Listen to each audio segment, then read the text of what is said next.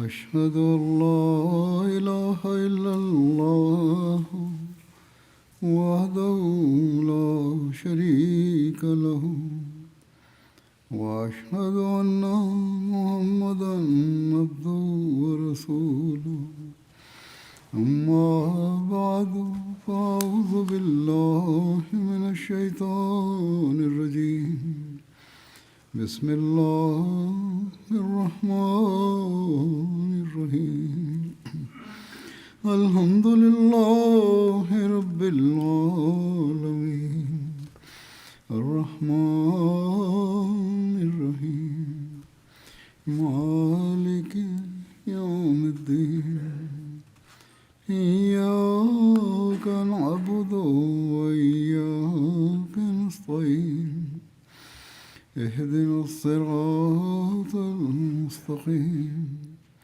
صراط الذين أنعمت عليهم غير المغضوب عليهم ولا الضالين.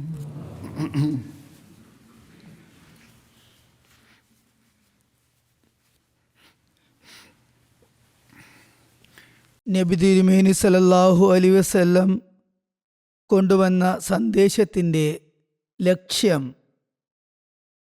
ഏകനും നിസ്തുലനുമായ ദൈവത്തിൽ വിശ്വാസമർപ്പിക്കുക, അവനെ ആരാധിക്കുക, അവൻ്റെ തൗഹീദ് സ്ഥാപിക്കുക, അതിനായി പരിശ്രമിക്കുക, അവൻ്റെ ദാസന്മാരുടെ അവകാശങ്ങൾ നിറവേറ്റുക, തുടർന്ന് ഒരൊറ്റ ഉമ്മത്തായി ഏകോദര സഹോദരങ്ങളായി കഴിയുക എന്നതായിരുന്നു.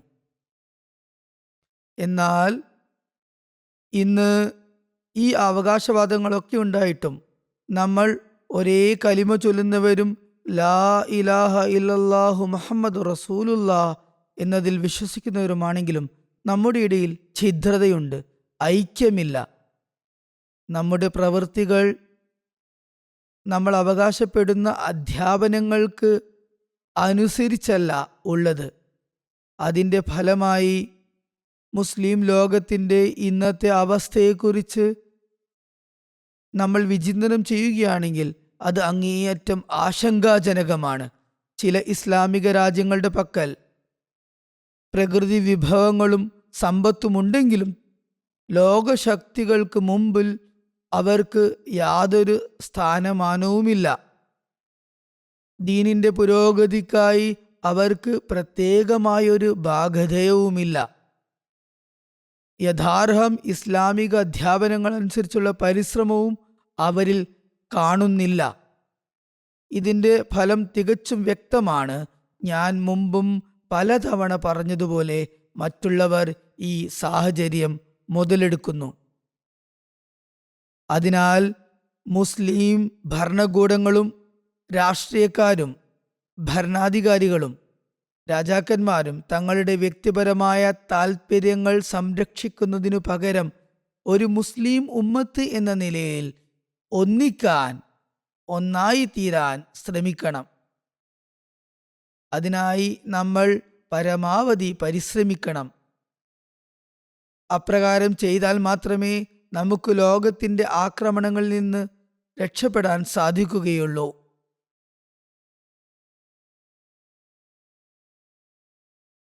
നമ്മുടെ അന്തസ്സ് നിലനിർത്താൻ സാധിക്കുകയുള്ളൂ.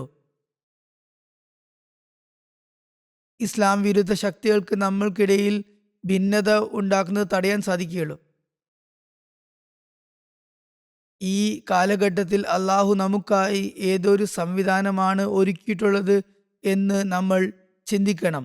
ഏത് ദൈവിക സംവിധാനത്തെ പിന്തുടരുന്നതിലൂടെ മാത്രമേ നമുക്ക് ഈ കാര്യങ്ങളിൽ നിന്ന് രക്ഷപ്പെടാനും ഒരൊറ്റ ഉമ്മത്തായി മാറാനും സാധിക്കുകയുള്ളൂ എന്നും ആലോചിക്കണം.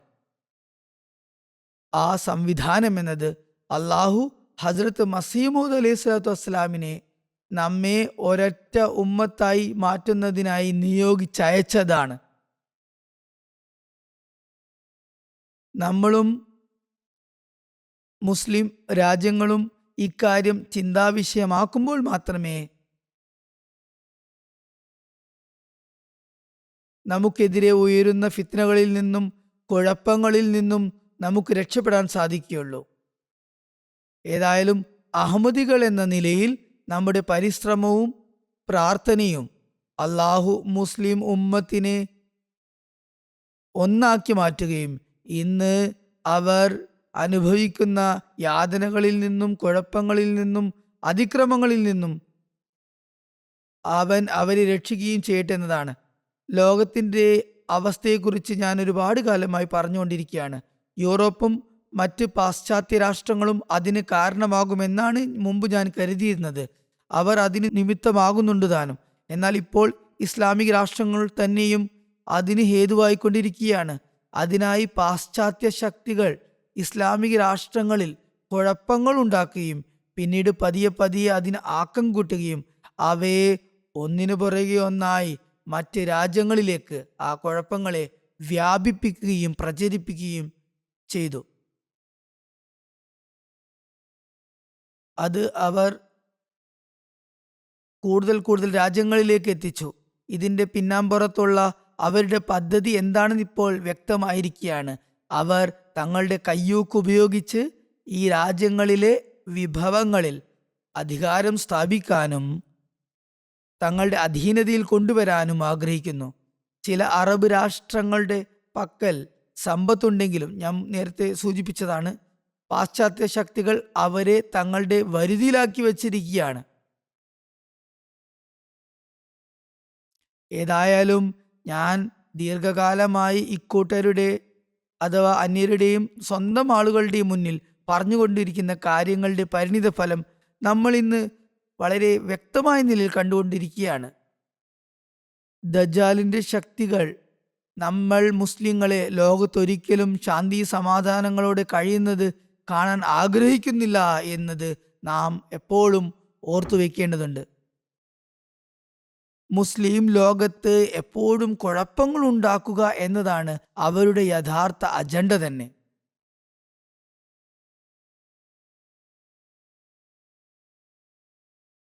അറബ് രാജ്യങ്ങളുടെ എണ്ണയും മറ്റു വിഭവങ്ങളും നിലനിൽക്കുന്നിടത്തോളം കാലം സമാധാനം സ്ഥാപിക്കാനായി തങ്ങൾ കരാറുകളിൽ ഏർപ്പെടുകയാണെന്ന വ്യാജേന ദജ്ജാലിന്റെ ശക്തികൾ എപ്പോഴും വഞ്ചിക്കുന്നു.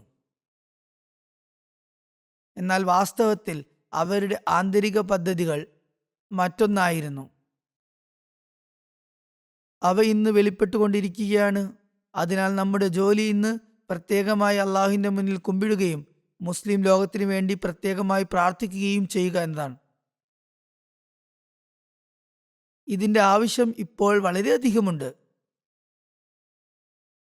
ഇന്നുള്ള യുദ്ധത്തിൻ്റെ സാഹചര്യം അവലോകനം ചെയ്യുമ്പോൾ നമ്മൾക്ക് കാണാൻ സാധിക്കുന്നത് മിഡിൽ ഈസ്റ്റിലുള്ള ഈ യുദ്ധ സാഹചര്യത്തിൽ നിന്നും ഒരു കാര്യം വളരെ അധികം വ്യക്തമാക്കുന്നുണ്ട്.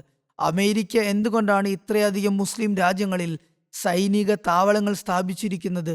ആരുടെ സംരക്ഷണത്തിനായാണ് ഇത് സ്ഥാപിച്ചിരിക്കുന്നത്? ശരിക്കും അറബ് രാജ്യങ്ങൾക്ക് ആരാണ് ഭീഷണിയായിട്ടുള്ളത്? ഇവരുടെ സംരക്ഷണത്തിന് വേണ്ടി തന്നെയാണോ ഇവ നിർമ്മിച്ചിട്ടുള്ളത്? ഈ ശക്തികൾ തന്നെ ഭീഷണികൾ സൃഷ്ടിക്കുകയും പിന്നീട് ഈ ഭീഷണി നിങ്ങൾക്കുണ്ടെന്ന് ധരിപ്പിക്കുകയും ചെയ്തതും ഇവർ തന്നെയാണ്. അതിനാൽ നിങ്ങളുടെ സംരക്ഷണത്തിന് ഈ താവളങ്ങൾ സ്ഥാപിക്കേണ്ടത് അത്യാവശ്യമാണെന്ന് അവർ പറഞ്ഞു ഫലിപ്പിച്ചു. മുസ്ലിങ്ങൾക്ക് ഭീഷണി ഉയർത്തുന്ന ശക്തികൾക്കെതിരെ ചിലപ്പോൾ അവർ തങ്ങളുടെ ശക്തിയോ ആയുധങ്ങളോ ഒരിക്കലും തന്നെ ഉപയോഗിച്ചില്ലെന്നും വരാം.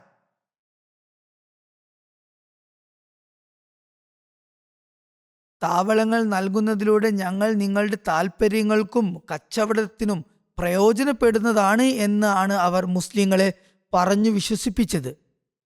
എന്നാൽ ഈ മേഖലയിൽ അവരുടെ യഥാർത്ഥ ലക്ഷ്യം തങ്ങളുടെ എതിരാളികളായ ശക്തികൾക്കെതിരെ ശക്തമായ അടിത്തറയിൽ സ്വന്തം സാന്നിധ്യം നിലനിർത്തുക എന്നതായിരുന്നു.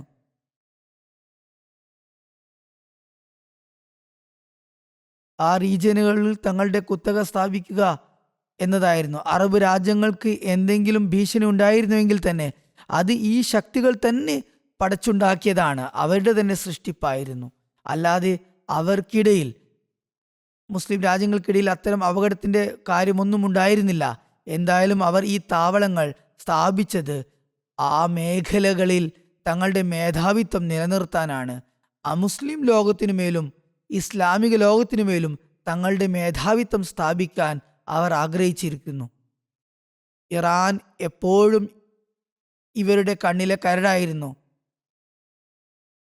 വിശ്വാസപരമായ വ്യത്യാസങ്ങൾ കാരണം ചില മുസ്ലിം രാജ്യങ്ങളും ഇറാന് എതിരായിരുന്നു.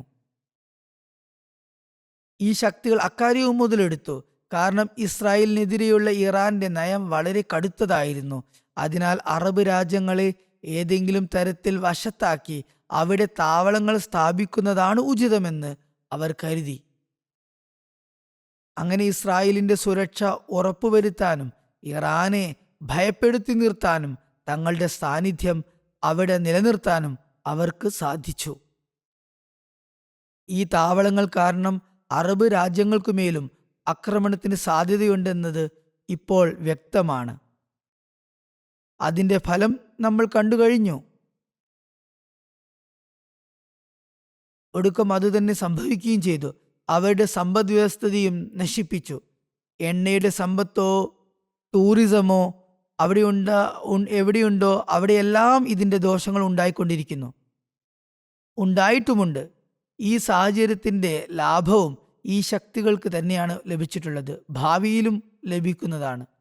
കാരണം യുദ്ധം ഉണ്ടാകുമ്പോൾ സമ്പദ് വ്യവസ്ഥയെ അത് ബാധിക്കും. അക്കാര്യം വ്യക്തമാണ്. എതിർപക്ഷം തിരിച്ചടിക്കുകയും മറ്റുള്ളവരുടെ താവളങ്ങൾ നശിപ്പിക്കാൻ ശ്രമിക്കുകയും ചെയ്യുന്നതുമാണ്. ഇറാന്റെ കാര്യത്തിലും ഇതുതന്നെയാണ് സംഭവിക്കുന്നത്. ഇറാന്റെ യുദ്ധത്തിൽ നാം ഇന്ന് കാണുന്നത് അറബ് രാജ്യങ്ങളിലുള്ള അമേരിക്കൻ താവളങ്ങളെ ലക്ഷ്യം വെക്കുകയും അവ നശിപ്പിക്കുകയോ നാശനഷ്ടങ്ങൾ വരുത്തുകയോ ചെയ്യുന്നു എന്നതാണ്.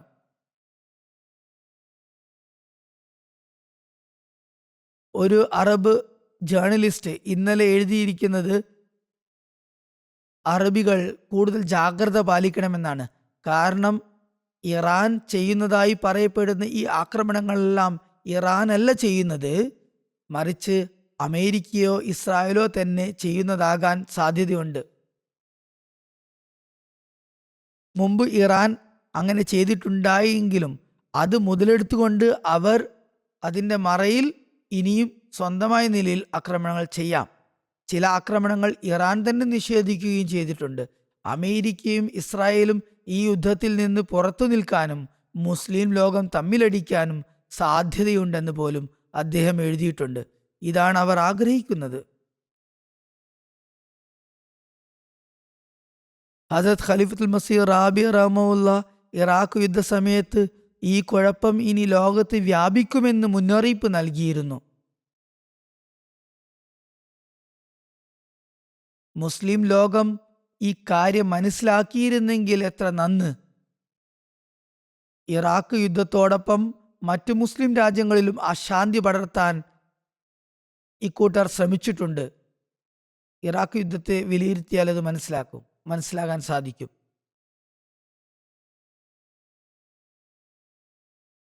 മുസ്ലിം രാജ്യങ്ങളിൽ കുഴപ്പങ്ങൾ, കലാപങ്ങളും സൃഷ്ടിക്കപ്പെട്ടു. അതിനുശേഷം മറ്റ് മുസ്ലിം രാജ്യങ്ങളിലും ഇറാഖിനു പുറമെയുള്ള രാജ്യങ്ങളിലും തുടർച്ചയായി അശാന്തി തന്നെ ഉണ്ടായിക്കൊണ്ടിരുന്നു, ഇപ്പോഴും തുടരുന്നു. ഇക്കാര്യം ആർക്കും തന്നെ നിഷേധിക്കാനാവില്ല.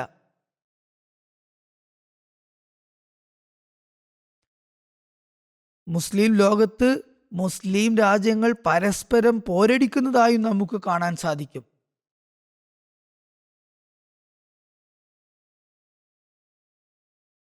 നമുക്ക് അത് വ്യക്തമായി കാണാൻ സാധിക്കും.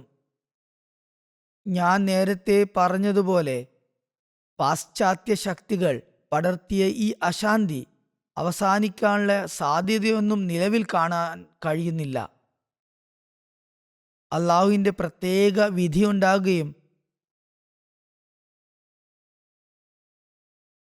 അതിനായി ഇക്കൂട്ടർ പരിശ്രമിക്കുകയും ചെയ്യേണ്ടതുണ്ട്. എന്തായാലും നമ്മൾ ഇക്കാര്യത്തിന് വേണ്ടി പ്രാർത്ഥിക്കേണ്ടതുണ്ട്. അള്ളാഹു മുസ്ലിം ലോകത്തെ ഈ അശാന്തിയിൽ നിന്നും കുഴപ്പങ്ങളിൽ നിന്നും സംരക്ഷിച്ചു നിർത്തുമാറാകട്ടെ. മുസ്ലിം രാജ്യങ്ങളും മുസ്ലിങ്ങളും സമാധാന തൽപരരായി മാറേണ്ടതും പരസ്പരം സഹോദരങ്ങളെപ്പോലെ കഴിയേണ്ടതുമുണ്ട്.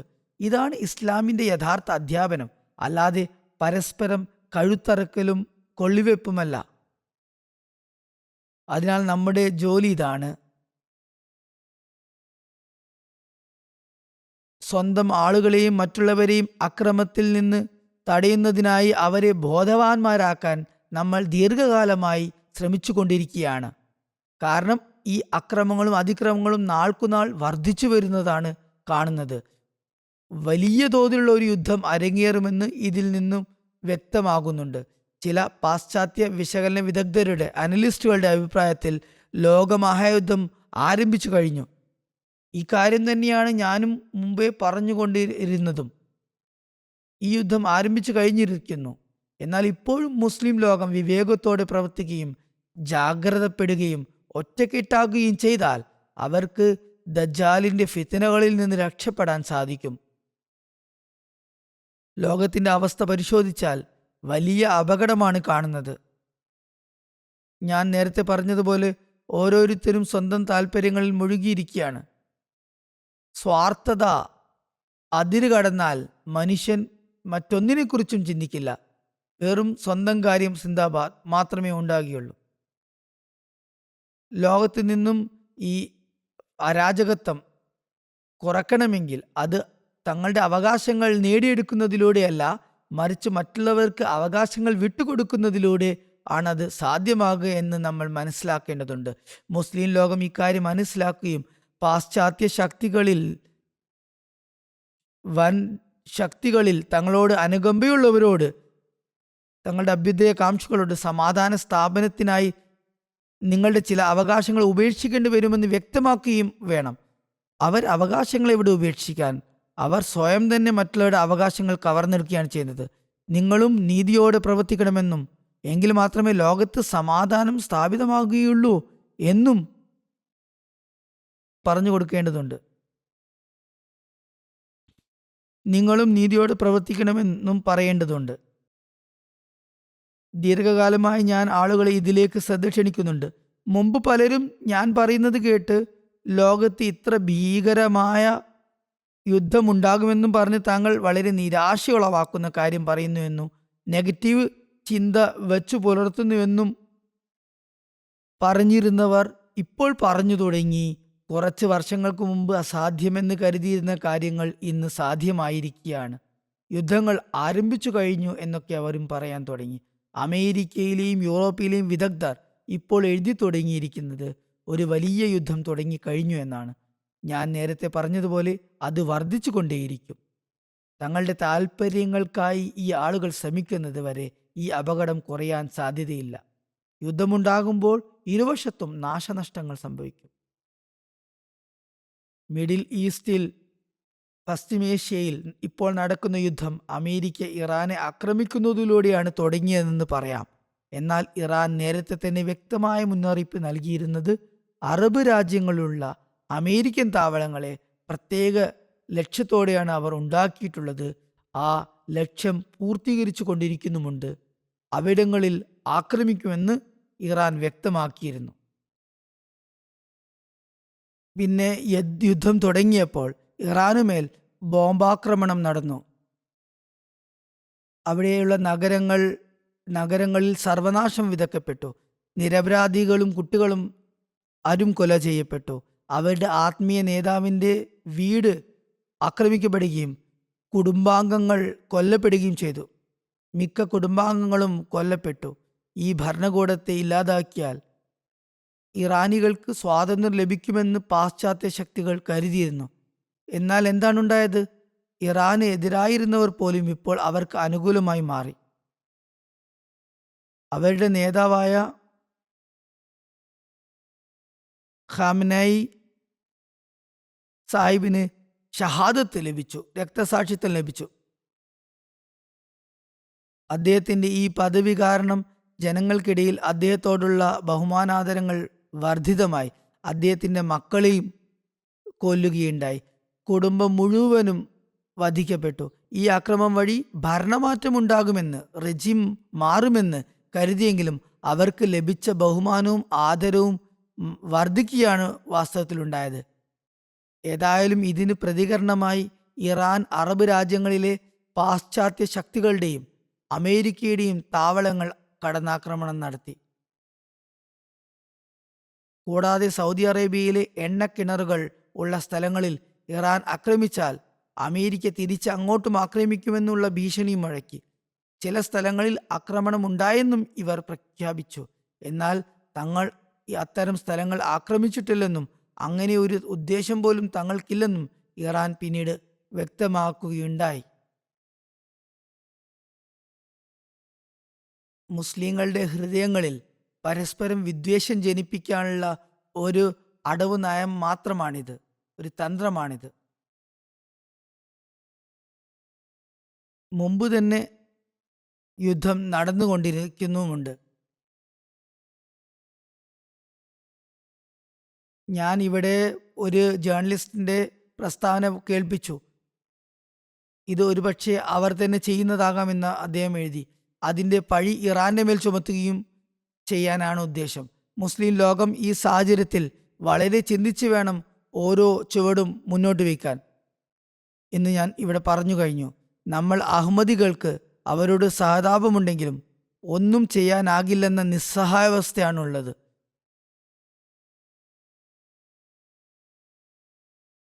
അവർക്ക് വേണ്ടി പ്രത്യേക പ്രാർത്ഥിക്കുക എന്നല്ലാതെ നമുക്കൊന്നും തന്നെ ചെയ്യാൻ സാധിക്കില്ല.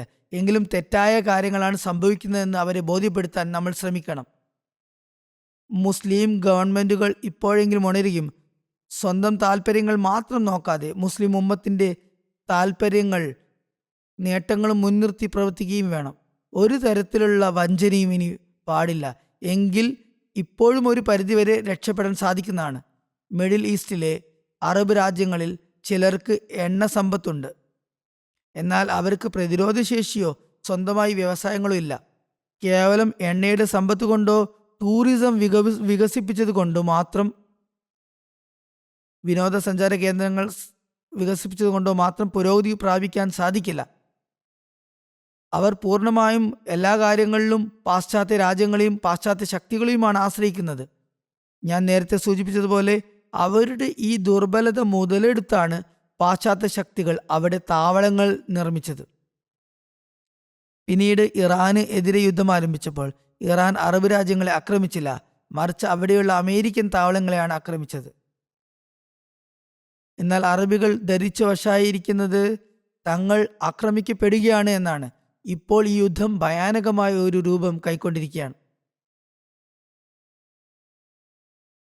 ഇറാനിൽ നിന്ന് മിസൈലുകൾ വരുമ്പോൾ അവ തടയാൻ വേണ്ടി, ഇന്റർസെപ്റ്റ് ചെയ്യാൻ വേണ്ടി അമേരിക്കക്കാർ വലിയൊരു പ്രതിരോധ സംവിധാനം തന്നെ ഒരുക്കിയിട്ടുണ്ട്. ഒരു അനലിസ്റ്റ്, വിശകലന വിദഗ്ധൻ എഴുതുന്നത്, ഇറാൻ ഒരു മിസൈൽ അയക്കുമ്പോൾ അതിന് ഏകദേശം $5000 ചെലവാകുന്നെങ്കിൽ അത് തകർക്കാൻ അമേരിക്ക ഉപയോഗിക്കുന്ന മിസൈലിന് മില്യൺ കണക്കിന് ഡോളർ ചെലവാകുന്നതെന്നാണ്. ഇതിലൂടെ അമേരിക്കക്ക് സാമ്പത്തിക നഷ്ടമുണ്ടാകുന്നു എന്ന് ചിലർ കരുതുന്നുണ്ടെങ്കിലും അത് വെറും ധാരണ പിശകാണ്. അങ്ങനെയും അനലിസ്റ്റുകൾ എഴുതുന്നുണ്ട്. ഈ ശക്തികൾ എല്ലാം മുൻകൂട്ടി കണക്കുകൂട്ടുന്നവരും വിലയിരുത്തുന്നവരുമാണ്. അവർ എല്ലാം നിശ്ചയിച്ചുറപ്പിച്ചിരിക്കുകയാണ്. ഈ ശക്തികൾക്ക് ഒരിക്കലും നഷ്ടം സംഭവിക്കില്ലെന്നാണ് ഞാൻ മനസ്സിലാക്കിയത്.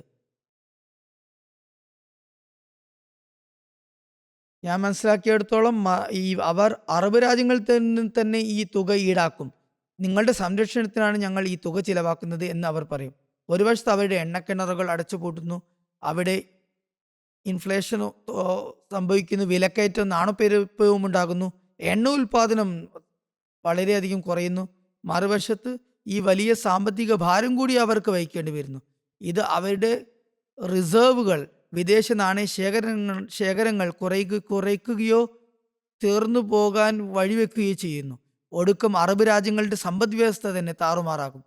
ചുരുക്കത്തിൽ അറബ് രാജ്യങ്ങൾക്കാണ് ഏറ്റവും വലിയ നഷ്ടം സംഭവിക്കുന്നത്. പാശ്ചാത്യ ശക്തികൾക്കും നഷ്ടമുണ്ടാകാം, എന്നാൽ അറബികൾക്ക് സംഭവിക്കുന്ന അത്രയും വലിയ നഷ്ടം അവർക്കുണ്ടാകുകയില്ല. ഇനിയെങ്കിലും ഈ കാര്യങ്ങൾ അറബികൾ മനസ്സിലാക്കേണ്ടതുണ്ട്. അമേരിക്കയുടെ നിലവിലെ പ്രസിഡന്റ് പഴയ ഗവൺമെന്റുകളുടെ നയങ്ങൾ തന്നെയാണ്, പോളിസികൾ തന്നെയാണ് ഇപ്പോൾ നടപ്പിലാക്കുന്നത്. ഇത് ഇന്നത്തെ ഗവൺമെന്റിൽ മാത്രം കണ്ടുവരുന്ന നയമല്ല, മറിച്ച് പണ്ട് മുതലേ ഉള്ളതാണ്. ഈ ലോകത്തെവിടെയുമുള്ള വിഭവങ്ങളിൽ തങ്ങൾക്ക് ഇഷ്ടമുള്ളത് തങ്ങളുടെ കുത്തക ഉള്ള ഇടങ്ങളിൽ തങ്ങളുടെ കുത്തക സ്ഥാപിക്കുക എന്നതാണ് അവരുടെ ലക്ഷ്യം. ഇതിനായി അവർ എന്തെങ്കിലും കാര്യകാരണങ്ങൾ പറഞ്ഞുണ്ടാക്കുന്നു. അതും ഇതും കാരണങ്ങൾ ചൂണ്ടിക്കാട്ടുന്നു. നിലവിലെ അമേരിക്കൻ വൈസ് പ്രസിഡന്റ് പോലും പറഞ്ഞിരിക്കുന്നത് ഇന്ന രാജ്യം തങ്ങളോടൊപ്പം ചേരാൻ തയ്യാറല്ലെങ്കിൽ ബലപ്രയോഗത്തിലൂടെ അവരുടെ വിഭവങ്ങൾ പിടിച്ചെടുക്കുമെന്നും അവരെ തങ്ങളോടൊപ്പം ബലാത്കാരമായി ചേർക്കുമെന്നാണ്. ഈ യുദ്ധത്തിൽ ചേരാത്തവർക്ക് മേൽ വിലക്കുകളും സാങ്ഷനുകളും സാമ്പത്തിക ഉപരോധങ്ങളും ഏർപ്പെടുത്തും. കഴിഞ്ഞ ദിവസം സ്പെയിൻ പ്രധാനമന്ത്രി ധൈര്യം കാണിക്കുകയും തങ്ങൾ ഈ യുദ്ധത്തിൽ പങ്കാളികളാകില്ലെന്നും അമേരിക്കയ്ക്ക് താവളങ്ങൾ നൽകില്ലെന്നും വ്യക്തമാക്കേണ്ടത്. അപ്പോൾ അവയുടെ വ്യാപാര ബന്ധങ്ങൾ തകർക്കുമെന്ന് അമേരിക്ക അവരെ ഭീഷണിപ്പെടുത്തിയിരുന്നു. ഭീഷണികളിലൂടെയും തെറ്റായ മാർഗങ്ങളിലൂടെയും രാജ്യങ്ങളെ തങ്ങളോടൊപ്പം ചേർക്കാൻ അവർ ശ്രമിക്കുന്നു. ഇത്തരം സാഹചര്യങ്ങളിൽ നീതി തിരോഭവിക്കുന്നു. നീതിയുടെ അഭാവം ഉണ്ടാകുന്നിടത്ത് നാശമാണ് സംഭവിക്കുന്നത്. നീതിയുടെ അഭാവം നാശത്തിലേക്ക് നയിക്കുന്നു. തൽഫലമായി അപകടകരമായ ഭവിഷ്യത്തുകൾ ഉണ്ടാകുന്നു. അവ സംഭവിച്ചു കൊണ്ടിരിക്കുന്നുണ്ട്. മാത്രമല്ല അതിലും കൂടുതൽ അപകടകരവും ഭയാനകവുമായ ഭവിഷ്യത്തുകൾ ഉണ്ടാകുന്നതാണ്. കഴിഞ്ഞ ദിവസം യൂറോപ്യൻ പാർലമെന്റിലെ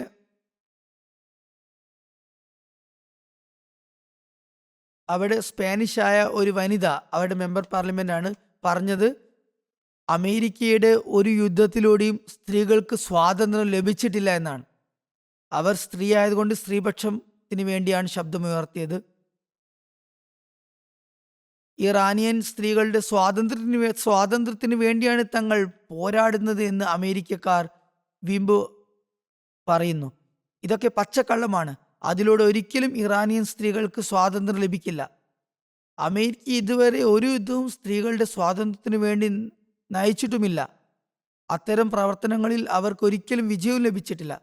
ചുരുക്കത്തിൽ ഈ രാജ്യങ്ങളിൽ പണ്ടുമുതലേ അമേരിക്കയ്ക്ക് ഒരു പരിധിവരെ സ്വാധീനമുണ്ടായിരുന്നു. എന്നാൽ ഇപ്പോൾ ഇസ്രായേലിനെ പരസ്യമായി ഇതിൽ ഉൾപ്പെടുത്തിക്കൊണ്ട് തങ്ങളുടെ അധികാരം ഉറപ്പിക്കാനാണ് അവർ ശ്രമിക്കുന്നത്. അറബ് ഇസ്ലാമിക് രാജ്യങ്ങൾ ഈ വഞ്ചനകളും തെറ്റായ മാർഗങ്ങളും ദജ്ജാലിന്റെ കുതന്ത്രങ്ങളും ഒട്ടും മനസ്സിലാക്കുന്നില്ല. മുസ്ലിം രാജ്യങ്ങളെ തമ്മിലടുപ്പിക്കുക എന്ന ഗൂഢ ലക്ഷ്യത്തോടെയാണ് ഇത്തരം നീക്കങ്ങൾ നടക്കുന്നത്. എന്തായാലും മുസ്ലിം ഗവൺമെന്റുകൾ ഇപ്പോഴെങ്കിലും കാര്യങ്ങൾ മനസ്സിലാക്കണം. റഷ്യയും ചൈനയും തങ്ങളുടേതായ ചേരികൾ ഉണ്ടാക്കുന്നു. ഇപ്പോൾ രൂപീകരിക്കപ്പെടുന്ന ബ്ലോഗുകൾ ഭാവിയിലും വിസ്തൃതമാകുകയും കൂടുതൽ വ്യാപ്തി നേടുകയും വേറെയും രൂപീകൃതമാകുകയും ശക്തി പ്രാപിച്ചുകൊണ്ടിരിക്കുകയും ചെയ്യുന്നതാണ്. ഇസ്ലാമിക ലോകം ഇന്ന് യുദ്ധക്കളമായി മാറിയിരിക്കുകയാണ്. കാരണം അവരുടെ പക്കലുള്ള സ്രോതസ്സുകൾ കയ്യേറാനാണ് അക്കൂട്ടർ ആഗ്രഹിക്കുന്നത്.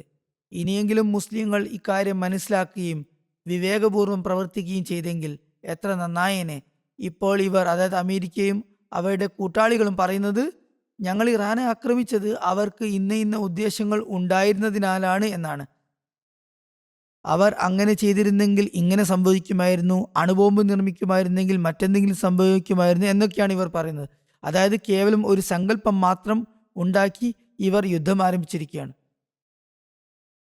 ഇപ്രകാരം സംഭവിക്കുകയാണെങ്കിൽ അത് സംഭവിക്കുമായിരുന്നു എന്ന രീതിയിൽ പറയുന്നു. ഇതും തികച്ചും ബലപ്രയോഗമാണ്.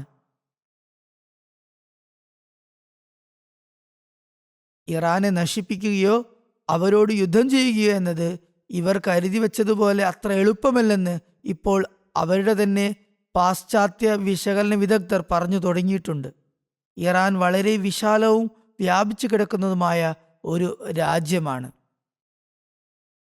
അവരുടെ പക്കൽ എന്തൊക്കെയോ ശക്തിയുണ്ട്. കൂടാതെ ഈ യുദ്ധം നീണ്ടുപോകാനും സാധ്യതയുണ്ട്. ഇതിൻ്റെ ആഘാതം ലോക സമ്പദ് വ്യവസ്ഥയെ മുഴുവൻ ബാധിക്കുമെങ്കിലും മുസ്ലിം ലോകത്തിന് ഇതിൻ്റെ പ്രഭാവം വളരെ കൂടുതലായിരിക്കും. എന്നാൽ ഇതിലേറ്റവും വലിയ സങ്കടകരമായ കാര്യം ഇതിൽ മുസ്ലിങ്ങൾ തന്നെ മുസ്ലിങ്ങളുടെ രക്തം ചിന്തുന്നു എന്നാണ്. ഏതായാലും മുസ്ലിങ്ങൾ അള്ളാഹുവിൻ്റെ ശിക്ഷയെ ഭയപ്പെടേണ്ടതുണ്ട്. നൂറുകണക്കിന് കുട്ടികൾ വധിക്കപ്പെട്ടു, നൂറുകണക്കിന് നിഷ്കളങ്കർ കൊന്നൊടുക്കപ്പെട്ടു. പാശ്ചാത്യ രാജ്യങ്ങളിലേക്ക് നോക്കുകയാണെങ്കിൽ ഇസ്രായേലിലോ അമേരിക്കയിലോ ഏതെങ്കിലും പാശ്ചാത്യ രാജ്യത്തോ ആക്രമണം ഉണ്ടാകുകയും നമ്മുടെ ഏതാനും കുട്ടികൾ കൊല്ലപ്പെടുകയും ചെയ്താൽ പത്രങ്ങളിൽ കോളങ്ങൾ കൊണ്ട് നിറയും. ദിവസങ്ങളോളം കോളങ്ങൾ വന്നുകൊണ്ടിരിക്കും, ലേഖനങ്ങൾ വന്നുകൊണ്ടിരിക്കും.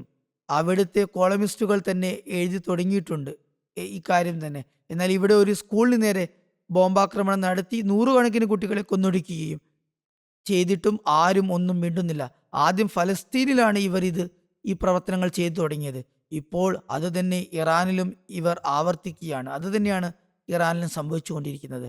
അവരുടെ ദൃഷ്ടിയിൽ മുസ്ലിമിന്റെ ജീവന് യാതൊരു വിലയുമില്ല എന്നതാണ് ഇത് കാണിക്കുന്നത്. ഏതായാലും അള്ളാഹു മുസ്ലിങ്ങൾക്ക് ബുദ്ധി നൽകുമാറാകട്ടെ. അവർ ബുദ്ധി ഉപയോഗിച്ച് പ്രവർത്തിച്ച് പരസ്പരം ഒരുമിച്ചിരുന്ന് ചർച്ച ചെയ്ത് പ്രശ്നങ്ങൾ പരിഹരിക്കാൻ ശ്രമിക്കുമാറാകട്ടെ. അവർ തൗഹീദിന്റെ അവകാശവാദം ഉന്നയിക്കുന്ന സ്ഥിതിക്ക് തൗഹീദ് സ്ഥാപിക്കുന്നതിനായി എങ്കിലും ഒരുമിക്കേണ്ടതുണ്ട്. വെറുതെ ആരോപണങ്ങൾ ഉന്നയിച്ച് തർക്കങ്ങൾ ഉണ്ടാക്കേണ്ട യാതൊരു ആവശ്യവുമില്ല. ഇന്ന കൂട്ടരുടെ വിശ്വാസം കാരണമാണ്, അത് വിശ്വാസത്തിലുള്ള വൈജാത്യം, വ്യത്യാസം തമ്മിലാണ് കാരണമായാണ് തർക്കങ്ങൾ വർദ്ധിച്ചു വരുന്നത് എന്ന് പറയുന്നതിൽ യാതൊരു കഴമ്പുമില്ല. പലപ്പോഴും വിശ്വാസപരമായ വ്യത്യാസങ്ങൾ കാരണമാണ് കലഹങ്ങൾ വർദ്ധിക്കുന്നത്. അതാണ് സാധാരണയായി കണ്ടുവരുന്നത്.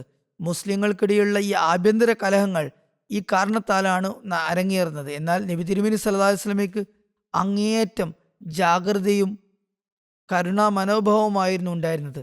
ചിലപ്പോൾ സഹാബികൾ ഇന്ന ആൾ മുനാഫിക്കാണ്, കപട വിശ്വാസിയാണെന്ന് തിരുനബിക്ക് മുമ്പിൽ വന്ന് പറഞ്ഞാലും അയാൾ ലാ ഇലാഹ ഇല്ലല്ലാഹ് എന്ന് പറയുന്നിടത്തോളം എനിക്ക് അയാളെ ഒന്നും തന്നെ പറയാൻ കഴിയില്ലെന്നും നിങ്ങളും അയാളെ മുനാഫിക് എന്ന് വിളിക്കരുത് എന്നും നബി തിരുമേനി സല്ലല്ലാഹു അലൈഹി വസല്ലം പ്രതിവചിച്ചിരുന്നു. അതായിരുന്നു തിരുനബിയുടെ മറുപടി. അതിനാൽ നിസ്സാര കാര്യങ്ങളിൽ തർക്കിക്കുന്നത് യഥാർത്ഥത്തിൽ തങ്ങൾക്ക് തന്നെ നാശമുണ്ടാക്കുന്ന കാര്യമാണ്. അള്ളാഹു മുസ്ലിം ലോകത്തിന് ഇക്കാര്യത്തിൽ ബുദ്ധി നൽകട്ടെ. ഇപ്പോഴെങ്കിലും അവർ ഇത് മനസ്സിലാക്കേണ്ടതുണ്ട്. വെറും വിശ്വാസപരമായ വ്യത്യാസം കാരണം ഇറാനെതിരെ തിരിയരുത്. തൗഹീദ് സ്ഥാപിക്കുന്നതിനായാണ് ഇസ്ലാം വന്നത്. അതിനായാണ് നമ്മൾ പരിശ്രമിക്കേണ്ടത്. വലിയ ശക്തികളെ തങ്ങളുടെ ദൈവമായി കണക്കാക്കരുത്. കാരണം എന്നെന്നും നിലനിൽക്കുന്ന ശക്തി അള്ളാഹുവിൻ്റെത് മാത്രമാണ്. ഈ വലിയ ശക്തികളെയാണ് സർവസ്വവുമായി ഇവർ കരുതുന്നെങ്കിൽ ഓരോന്നായി എല്ലാ ഇസ്ലാമിക രാജ്യങ്ങളിലും ഇവർ തന്നെ അധികാരം പിടിച്ചെടുക്കുകയും നിലവിലുള്ള ബാഹ്യമായ ഈ ഭരണകൂടങ്ങൾ, മുസ്ലിം ഭരണകൂടങ്ങൾ പോലും നാമാവശേഷമാവുകയും ചെയ്യും. അതിനാൽ ഇപ്പോഴും സമയമുണ്ട്, വൈകിയിട്ടില്ല. ബോധം വരേണ്ടതുണ്ട്. അള്ളാഹുവിലേക്ക് മടങ്ങുക. ഈ ഭൗതികവാദികൾ ലോകത്തിൻ്റെ ശാന്തിയും സമാധാനവും, പ്രത്യേകിച്ച് മുസ്ലിം ലോകത്തിൻ്റെ സമാധാനവും നശിപ്പിച്ചിട്ടുണ്ട്. അത് ഇനിയും അവർ ചെയ്തുകൊണ്ടിരിക്കും. ഖുർആനിൽ അള്ളാഹു താല മുസ്ലിങ്ങൾക്ക് മാർഗനിർദ്ദേശം നൽകിക്കൊണ്ട് ഇപ്രകാരം നിർദ്ദേശിക്കുന്നു: വൈൻ ത്വായിഫതാനി മിനൽ മുഅ്മിനീന ഇഖ്തതലു ഫാസ്ലിഹു ബൈനഹുമാ ഫൈൻ ബഗത് ഇഹ്ദാഹുമാ അലൽ ഉഖ്റ ഫഖാതിലുല്ലതി തബ്ഗി ഹത്ത തഫിഅ ഇല അംരില്ലാഹ് ഫൈൻ ഫഅത് ഫാസ്ലിഹു ബൈനഹുമാ ബിൽ അദ്ലി വഅഖ്സിതു ഇന്നല്ലാഹ യുഹിബ്ബുൽ മുഖ്സിതീൻ. അതായത് വിശ്വാസികളിൽപ്പെട്ട രണ്ട് വിഭാഗങ്ങൾ പരസ്പരം പോരടിക്കുകയാണെങ്കിൽ അവർക്കിടയിൽ നിങ്ങൾ രഞ്ജിപ്പുണ്ടാക്കുക. അക്രമം കാണിക്കുന്ന വിഭാഗം അള്ളാഹുവിൻ്റെ കൽപ്പനയിലേക്ക് മടങ്ങുന്നത് വരെ അവർക്കെതിരെ പോരാടുക. അവർ മടങ്ങി വരികയാണെങ്കിൽ, അവർ മാനസാന്തരപ്പെടുകയാണെങ്കിൽ നീതിയോടെ അവർക്കിടയിൽ സമാധാനം സ്ഥാപിക്കുക. അള്ളാഹു നീതി പാലിക്കുന്നവരെ ഇഷ്ടപ്പെടുന്നു. നീതിയാണ് മുൻനിർത്തേണ്ടത്. അള്ളാഹു നീതി പാലകരെയാണ് ഇഷ്ടപ്പെടുന്നത്. അതുകൊണ്ട് ഈ മാതൃകയും ഈ ആശയവുമാണ് ലോക സമാധാനത്തിന് അത്യന്താപേക്ഷിതമായിട്ടുള്ളത്, വളരെ അനിവാര്യമായിട്ടുള്ളത്. എന്നാൽ മുസ്ലിം ലോകം ഇത് പ്രത്യേകിച്ച് പ്രാവർത്തികമാക്കേണ്ടതുണ്ട്. കാരണം അള്ളാഹു വിശുദ്ധ ഖുർആനിൽ അവർക്ക് ഇതിനായി വ്യക്തമായ മാർഗനിർദ്ദേശം നൽകിയിട്ടുണ്ട്. അതിനാൽ നീതിയുടെയും ന്യായത്തിൻ്റെയും തേട്ടങ്ങൾ നിറവേറ്റുക. മുസ്ലിം രാജ്യങ്ങളുടെ കൂട്ടായ്മയും ഇതിൽ തങ്ങളുടെ പങ്ക് വഹിക്കേണ്ടതുണ്ട്. സന്ധി ഉണ്ടാക്കുമ്പോൾ സ്വന്തം താല്പര്യങ്ങൾ മുൻനിർത്താതെ യഥാർത്ഥ പ്രശ്നത്തിന്റെ അടിസ്ഥാനത്തിൽ തീരുമാനമെടുക്കണം എന്നത് വ്യക്തമായിരിക്കണം. അതിൻ്റെ കാരണങ്ങൾ എന്താണെന്ന് ചിന്തിക്കണം. ആ കാരണങ്ങൾ നമുക്ക് വ്യക്തമായി കാണാവുന്നതാണ്. അതായത് ദജ്ജാലിന്റെ ശക്തികൾ നമ്മെ തമ്മിലടുപ്പിക്കാൻ ആഗ്രഹിക്കുന്നു എന്നതാണത്. ഐക്യരാഷ്ട്രസഭ, UN തുടങ്ങിയവ രൂപീകരിക്കപ്പെട്ടുവെങ്കിലും അവരും യാതൊരു വിധ ക്രിയാത്മകമായ പോസിറ്റീവായ പങ്കും വഹിച്ചിട്ടില്ല. മറിച്ച് ഇപ്പോൾ അവർ തന്നെ അതിനെതിരെ സംസാരിച്ചു തുടങ്ങിയിരിക്കുകയാണ്. അതിനാൽ വ്യക്തിപരമായ താല്പര്യങ്ങൾക്കും അതീതമായി സ്വന്തം രാജ്യത്തിന്റെ താല്പര്യങ്ങൾക്കും ഉപരിയായി നിന്ന് ഈ കാര്യങ്ങൾ ചെയ്താൽ മാത്രമേ നമുക്ക് രക്ഷപ്പെടാൻ സാധിക്കുകയുള്ളൂ. അല്ലാത്തപക്ഷം നമ്മൾ ഈ ദജ്ജാലിന്റെ ശക്തികളുടെ മടിത്തട്ടിലേക്ക് പോയി വീഴുന്നതാണ്. അതുകൊണ്ട് എല്ലാ മുസ്ലിം രാജ്യങ്ങളും ഒത്തൊരുമിച്ച് ആലോചിച്ച് പ്രവർത്തിക്കേണ്ടത് അനിവാര്യമാണ്. പ്രസ്തുത ഖുറാനിൽ വചനത്തിൽ അള്ളാഹു തുടർന്ന് പറയുന്നത് ഇപ്രകാരമാണ്: ഇന്നമൽ മുഅ്മിനൂന ഇഖ്വത്തുൻ ഫാസ്ലിഹു ബൈന അഖവൈക്കും വത്തഖുല്ലാഹ ലഅല്ലക്കും തുർഹമൂൻ.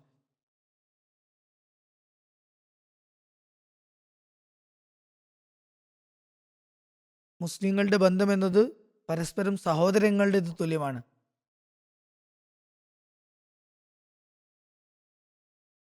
അതുകൊണ്ട് പരസ്പരം പോരടിക്കുന്ന നിങ്ങളുടെ രണ്ട് സഹോദരങ്ങൾക്കിടയിൽ നിങ്ങൾ സന്ധി ഉണ്ടാക്കുക. നിങ്ങൾ അള്ളാഹുവിന്റെ തഖ്വ സ്വായത്തമാക്കുക, ഭയഭക്തി കൈക്കൊള്ളുക. നിങ്ങളോട് കരുണ കാണിക്കപ്പെട്ടേക്കാം.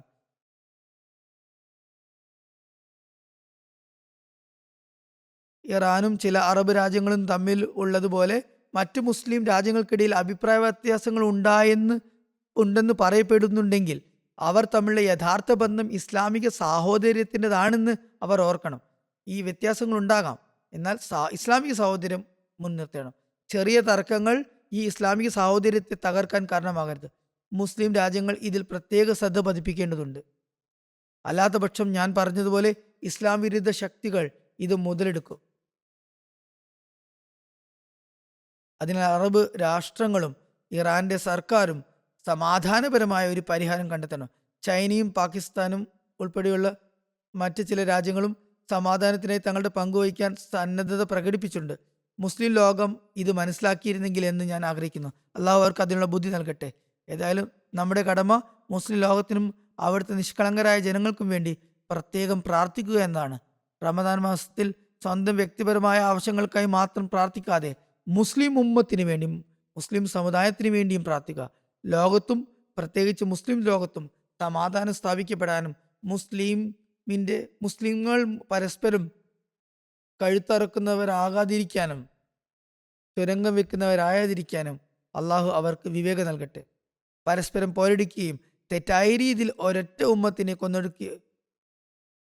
കൊന്നൊടുക്കുകയും ചെയ്യുന്ന ഈ ആളുകൾ, ഉമ്മത്തെ വാഹിദയെ മുസ്ലിം ഉമ്മത്തിനെ വധിക്കുന്ന ഈ ആളുകൾ അള്ളാഹുവിന്റെ കോപത്തിന് പാത്രീഭൂതമാവുകയാണ്. ഇങ്ങനെയുള്ളവർ ഈ ലോകത്ത് മാത്രമല്ല പരലോകത്തും നഷ്ടം വന്നു ഭവിക്കുന്നവരായിരിക്കും. അതുകൊണ്ട് ഇക്കാര്യത്തിൽ പ്രത്യേക ശ്രദ്ധ ആവശ്യമാണ്. അതിനായി നമുക്ക് ദുആകൾ ചെയ്യേണ്ടത് അനിവാര്യമാണ്. അള്ളാഹു നമുക്ക് യഥാർത്ഥ നിലയിൽ ദുആ ചെയ്യാനുള്ള തൗഫീക്ക് നൽകി അനുഗ്രഹിക്കട്ടെ.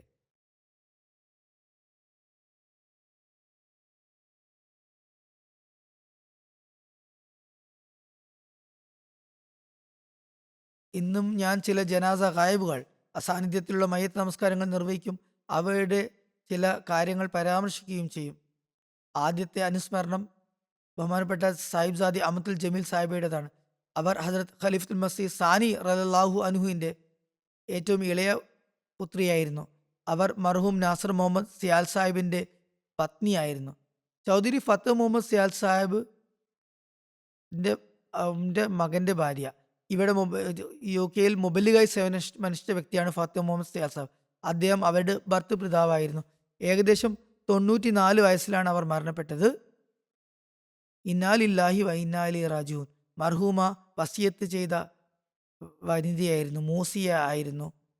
ഉമ്മെ താഹിർ, 4ാം ഖലീഫയുടെ ഉമ്മ എന്നറിയപ്പെടുന്ന ഹസ്രത്ത് സയ്യിദ മറിയം ബീഗം സാഹിബയുടെ ഏറ്റവും ചെറിയ മകളായിരുന്നു അവർ.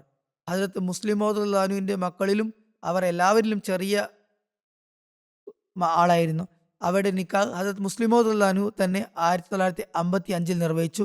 ഹസ്രത്ത് മുസ്ലിം മൗദുല്ലാനു അസുഖബാധിതനായി കിടപ്പിലായിരുന്നതിനാൽ, രോഗശയ്യയിലായിരുന്നതിനാൽ കിടക്കയിൽ ഇരുന്നു കൊണ്ടാണ് നിക്കാഹ് ഖുതുബ നിർവഹിച്ചതും പ്രാർത്ഥന നടത്തിയതും. കുറച്ചു പേർ മാത്രമേ അതിൽ പങ്കെടുത്തിരുന്നുള്ളൂ. എന്നാൽ നിവേദകൻ രേഖപ്പെടുത്തിയത് ആ ചടങ്ങിന്റെ തുടക്കം മുതൽ അവസാനം വരെ ഹസ്രത്ത് ഖലീഫത്തുൽ മസീഹ് സാനി 2ാം ഖലീഫയുടെ റളിയല്ലാഹു അൻഹു അവസ്ഥ വളരെ വളരെ ദിവ്യമായിരുന്നു, ഒരു പ്രത്യേക അനുഭൂതിയിലായിരുന്നു അദ്ദേഹം എന്നായിരുന്നു.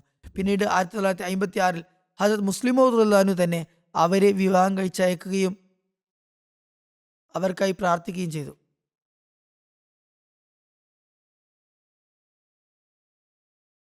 അവർക്ക് 4 മക്കളുണ്ട്. മൂത്ത മകൻ സാഹിർ മുസ്തഫ ആണ്. അദ്ദേഹത്തെ അവരുടെ പിതൃ സഹോദരി സാഹിബ്സാദി അമത്തുൽ കയ്യൂം സാഹിബ് ദത്തെടുത്ത് ചെറുപ്പം മുതൽ വളർത്തിയതാണ്.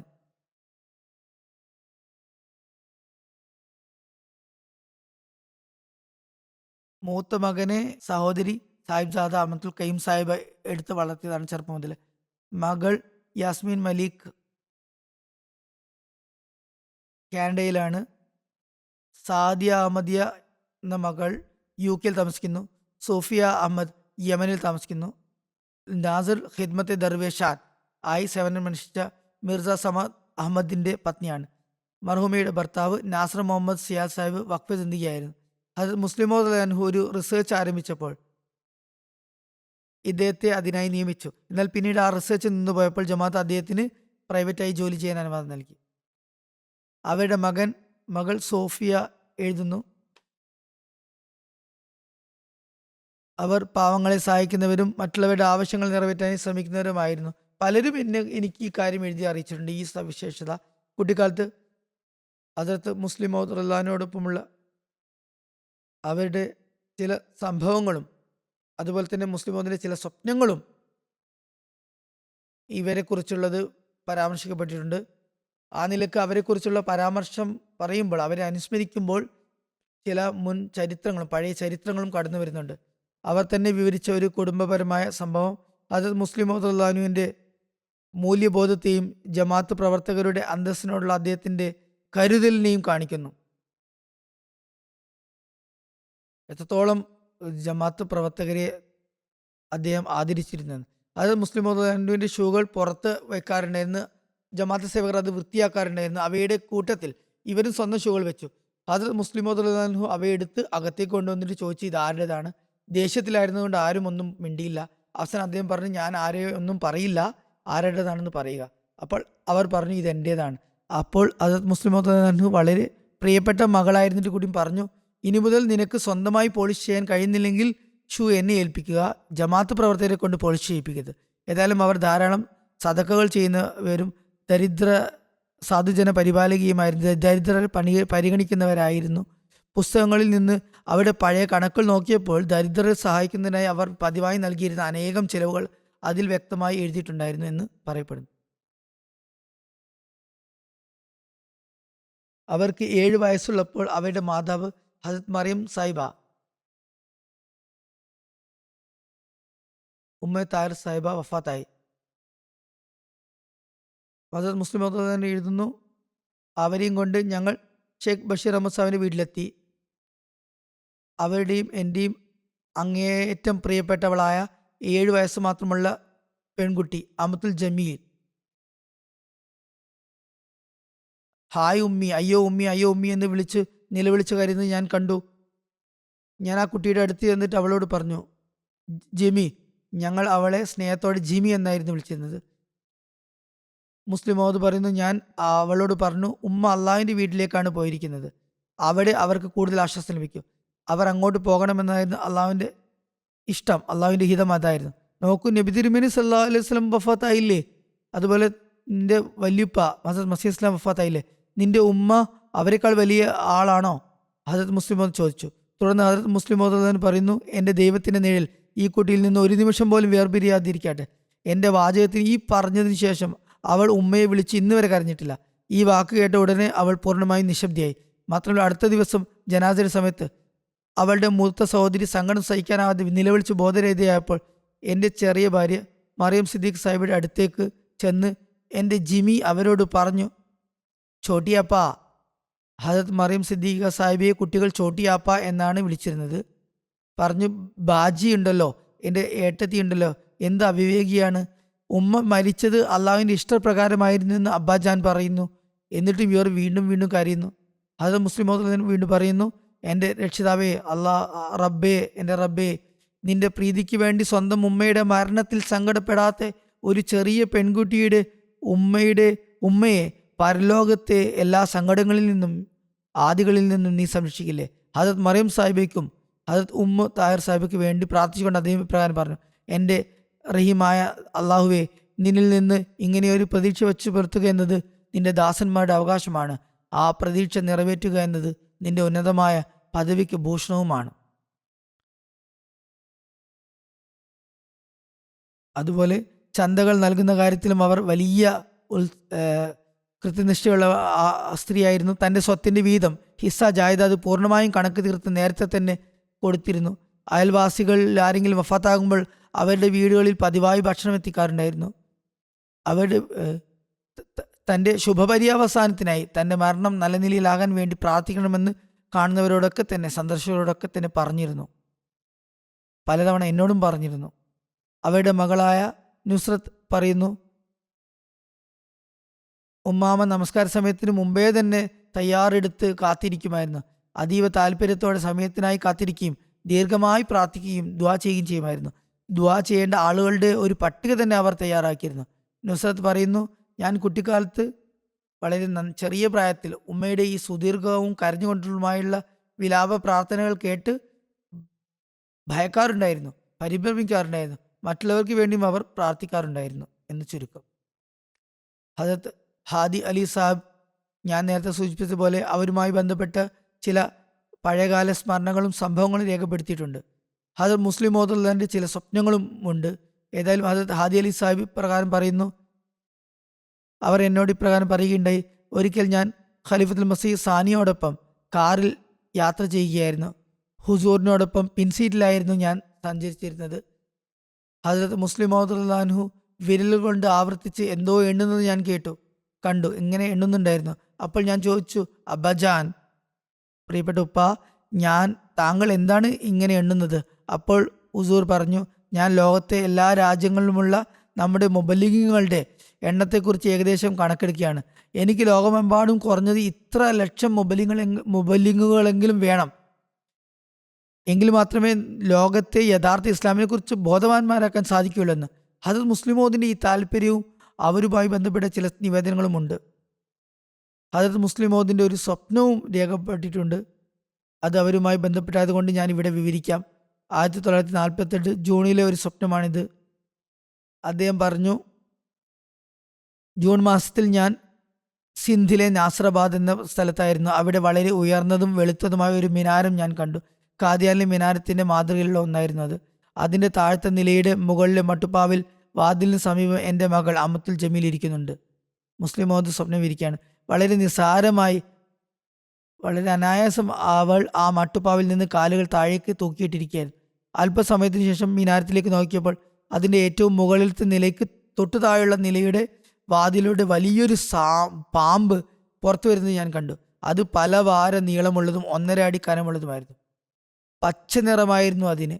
അത് തല പുറത്തിട്ട് താഴത്തെ നിലയിലേക്ക് ഇഴഞ്ഞുകൊണ്ടിരിക്കുന്നു. ഇപ്രകാരം അത് മുമ്പത്തെ നിലയിൽ നിന്ന് ഇറങ്ങി വന്ന്, ഞാൻ ചുരുക്കി വരിക്കാം, ഈ വിവരണം വളരെ ദൈർഘ്യമേറിയതാണ്. ഒടുവിൽ അത് താഴത്തെ നിലയുടെ തൊട്ട് മുകളിലുള്ള നിലയിലെത്തുകയും താഴത്തെ നിലയുടെ മേൽക്കൂരയുടെ ഭാഗത്തേക്ക് തിരികുകയും ചെയ്തു. ആ സമയം എൻ്റെ മനസ്സിൽ ഒരു ചിന്തയിച്ചു. ഹസരത്ത് മുസ്ലിം പറയുന്ന, അമത്തുൽ ജമീൽ മട്ടുപ്പാവിൽ വാതിലിന് തൊട്ടടുത്താണ് ഇരിക്കുന്നത്. പാമ്പ് തിരിഞ്ഞ് അവളെ മകൾ തിരിഞ്ഞാൽ പാമ്പ് കൊത്തും. എന്നാൽ കുറച്ച് മുന്നോട്ട് പോയാൽ താഴെ വീണ് പരിക്കുമേൽക്കാൻ സാധ്യതയുണ്ട്. ഞാൻ ഭയപ്പെട്ടു വളരെയധികം. അപ്പോൾ ഞാൻ അതീവ ഉള്ളൊരുക്കത്തോടെ അള്ളാഹുവിൻ്റെ സന്നിധിയിൽ ദുആ ചെയ്യാൻ തുടങ്ങി. ആ വാചകം എനിക്ക് ഓർമ്മയുണ്ട്.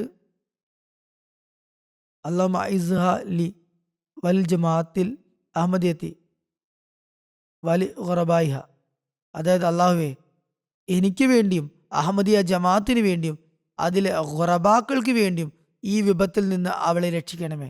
ഹദരത്ത് മുസ്ലിം മോദ് എഴുതുന്നു, അറബിയിൽ ഖുറബ എന്നാൽ മുസാഫിറുകൾ, യാത്രക്കാർ എന്നാണ് അർത്ഥം. ഉറുദുവിൽ ഖുറബ എന്നാൽ മിസ്കീനുകൾ, ദരിദ്രർ എന്നാണ് അർത്ഥം. ഇവിടെ ഉറുദു ശൈലിയിലാണോ അതോ അറബി ശൈലിയിലാണോ ഉപയോഗിച്ചതെന്ന് അള്ളാഹുവിന് അറിയാം. ഇതിൽ ചില യാത്രക്കാരെ കുറിച്ചുള്ള സൂചനയും ഉണ്ട്. ഏതായാലും അദ്ദേഹം പറയുന്നു, ഞാൻ പ്രാർത്ഥിച്ചു കൊണ്ടിരുന്നു. അപ്പോൾ അമത്തുൽ ജമീൽ സ്വയം അപകടം മനസ്സിലാക്കി മട്ടുപ്പാവിൽ നിന്ന് നീങ്ങാൻ തുടങ്ങുന്നത് ഞാൻ കണ്ടു. നീങ്ങി അവൾ വാതിലിൽ നിന്ന് പല വാരകൾ ദൂരേക്ക് മാറി. അല്പസമയത്തിനുള്ളിൽ പാമ്പ് ആ വാതിലിലൂടെ തന്നെ ഇറങ്ങി അമത്തുൽ ജമീലിന്റെ അടുത്തേക്ക് വന്നെങ്കിലും അവൾ ദൂരത്തായതിനാൽ അവളെ പിന്തുടരാതെ അത് നിലത്തേക്ക് ഇറങ്ങാൻ തുടങ്ങി. അദ്ദേഹം എഴുതുന്നു, ഈ സ്വപ്നം ആ കുട്ടിയെ സംബന്ധിച്ചിടത്തോളം വളരെ മുബാറക്കായിട്ടുള്ള, അനുഗ്രഹീതം ആയിട്ടുള്ളതാണ്. കാരണം അതിൽ ദുആ ഉണ്ട്. അവൾ എനിക്ക് കൺകുളിർമയാകുന്നതോടൊപ്പം ജമാഅത്തിനും അതുപോലെ ദരിദ്രർക്കും യാത്രക്കാർക്കും ഖുറബാക്കൾക്കും പ്രയോജനമായി തീരുമെന്നായിരുന്നു ആ സ്വപ്നം. യാഥാർത്ഥ്യം അള്ളാഹുവിനറിയാം. ബാക്കി ഹജറത്ത് മുസ്ലിം മോദിൻ്റെ അവരെക്കുറിച്ചുള്ള മറ്റു ചില സ്വപ്നങ്ങളുമുണ്ട്. അള്ളാഹു അവർക്ക് മഗ്ഫിറത്തും കരുണയും ചൊരിയുമാറാകട്ടെ. രണ്ടാമത്തെ ജനാസ അനുസ്മരണം ഹോളണ്ടിലെ ഡോക്ടർ റഷീദ് അഹമ്മദ് ഖാൻ സാഹിബിൻ്റെതാണ്. അദ്ദേഹം ബഹുമാനീയനായ നിസാമുദ്ദീൻ സാഹിബിൻ്റെ മകനായിരുന്നു. കഴിഞ്ഞ ദിവസങ്ങളിൽ 91 വയസ്സിൽ അദ്ദേഹം വഫാത്തായി. ഇന്നാലില്ലാഹി വ ഇന്നാ ഇലൈഹി റാജിഊൻ. അള്ളാഹുവിൻ്റെ അനുഗ്രഹത്തിൽ അദ്ദേഹം മൂസിയായിരുന്നു. അദ്ദേഹത്തിന് 4 ആൺമക്കളും 4 പെൺമക്കളുമുണ്ട്. ഡോക്ടർ റഷീദ് സാഹിബിൻ്റെ പിതാവ് നിസാമുദ്ദീൻ സാഹിബ് സർഹദ് പ്രവിശ്യയിലെ മുൻ അമീർ ഡോക്ടർ ഫത്തിയുദ്ദീൻ സാഹിബിന് അനുജനായിരുന്നു. അദ്ദേഹം വഴിയാണ് ആ കുടുംബത്തിൽ അഹമ്മദിയത്ത് കടന്നു വന്നത്. 1905 ഹജരത്ത് മസീഹ് ഇസ്ലാം ലുധിയാനിൽ ഒരു പ്രഭാഷണം നടത്തിയിരുന്നു. അന്ന് ഫത്തിയുദ്ദീൻ സാഹിബ് സ്കൂളിൽ പഠിക്കുകയായിരുന്നു. ഒരിക്കലും അദ്ദേഹത്തിൻ്റെ പ്രസംഗം കേൾക്കാൻ പോകരുത്, അദ്ദേഹം ഒരു മാന്ത്രികനാണ്, നിങ്ങളെ അദ്ദേഹം വശീകരിക്കുമെന്ന് സ്കൂൾ അധ്യാപകർ വിദ്യാർത്ഥികൾക്ക് കർശനമായ നിർദ്ദേശം നൽകിയിരുന്നു, പറഞ്ഞു വിലക്കിയിരുന്നു. പ്രവാചകന്മാരെക്കുറിച്ച് എക്കാലത്തും ഉയർത്തപ്പെടുന്ന ആരോപണമാണിത്. മൗലവിമാർ ഹജരത്ത് മസീഹ് ഇസ്ലാമിനെതിരെയും ഇതുതന്നെ ഉന്നയിച്ചു. ഏതായാലും ഫത്തിയുദ്ദീൻ സാഹിബ് ഹജരത്ത് മസീഹ് ഇസ്ലാമിൻ്റെ പ്രസംഗം കേൾക്കാൻ പോയി. ഹജരത്ത് മസീഹ് ഇസ്ലാമിൻ്റെ മുഖകമലം കണ്ടപ്പോൾ തന്നെ അദ്ദേഹം സത്യവാനാണെന്ന് ആ ചെറിയ പ്രായത്തിൽ തന്നെ അദ്ദേഹത്തിന് ബോധ്യമായി. തുടർന്ന് പഠനം പൂർത്തിയാക്കി 1914 ഹജരത്ത് ഖലീഫത്തുൽ മസീഹ് അവലിൻ്റെ കാലത്ത് അദ്ദേഹം ബയ്യത്ത് ചെയ്ത് ജമാഅത്തിൽ പ്രവേശിച്ചു. വളരെ സൽസ്വഭാവിയായിരുന്നു അദ്ദേഹം. മർഹൂം റഷീദ് സാഹിബും ഉദാത്ത സ്വഭാവത്തിൻ്റെ ഉടമയും പ്രകൃതിയ ശാന്തനും എല്ലാവരോടും ഇടപഴകുന്നവനും ദൈവഭയമുള്ളവനുമായിരുന്നു. കുടുംബ ബന്ധങ്ങൾ പുലർത്തുന്നതിൽ ശ്രദ്ധാലുവായിരുന്ന അദ്ദേഹം മറ്റുള്ളവരെ സഹായിക്കാൻ സ്വയം കഷ്ടപ്പാടുകൾ സഹിക്കുമായിരുന്നു. ഭയമില്ലാത്തവനും ധീരനുമായിരുന്ന അദ്ദേഹം ഖിലാഫത്തിൻ്റെ വലിയ അനുരാഗിയായിരുന്നു. ഏത് ത്യാഗത്തിനും എപ്പോഴും തയ്യാറുള്ള വ്യക്തിയായിരുന്നു. സദാ സന്നദ്ധനായിരുന്നു. ദരിദ്രരെ സംരക്ഷിക്കുന്നതിലും അർഹരായവരെ സഹായിക്കുന്നതിലും അദ്ദേഹം അതീവ ശ്രദ്ധാലുവായിരുന്നു.